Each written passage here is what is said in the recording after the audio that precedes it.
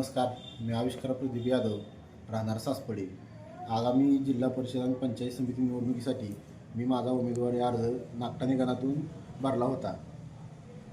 आविष्कार, काय सांगाल तुम्ही? आज अर्ज शेवटची मुदत होती, तर तुम्ही काय केलं नेमकं? आज शेवटची मुदत होती अर्ज माघारी घेण्याची. आमचे दैवत श्रीमंत छत्रपती उदयनराजे भोसले तसेच सुनील तात्या काटकर यांनी मला माझ्या उज्ज्वल राजकीय भविष्यासाठी प्रोत्साहन देण्याचे वचन दिले. त्यामुळे मी माझा उमेदवारी अर्ज आज दुपारी माघारी घेतलेला आहे. काय तुमची इथनं राजकीय पार्श्वभूमी उद्यापासून काय असणार आहे नेमकी? मी पक्षाचाच पहिल्यापासून कार्यकर्ता आहे आणि मी पक्षाचेच काम करत राहीन. काय सांगाल? तुम्ही आज आविष्कार सोबत होता, काय संदर्भ, काय चर्चा झाली, काय घडामोडी घडली दिवसभरामध्ये?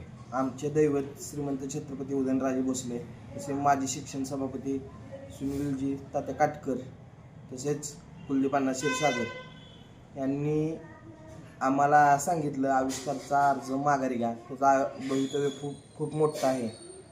त्यांच्या सांगण्यावरून आविष्कारचा अर्ज आज आम्ही माघारी घेतलेला आहे.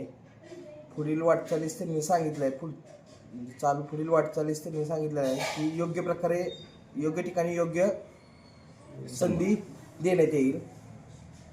त्या गोष्टींसाठी आम्ही अर्ज आज माघारी घेतलेला आहे.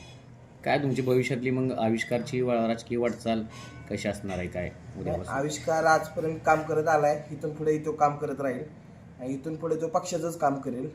जो आदेश महाराज साहेबांचा असेल त्याच आदेशाने तो इथून पुढचंही काम करत राहील. निवडणुकीच्या अनुषंगाने ज्या लोकांनी मला पाठिंबा जाहीर केला, तसेच काही लोकांनी मला जाहीर पाठिंबा दर्शवला होता, तसेच ज्या लोकांनी माझ्यावर प्रेम केले, मी त्यांचे आभारी आहे. आणि हीच सेवा पद असो किंवा नसो, मी कायम तुमचा सेवेकरी राहीन.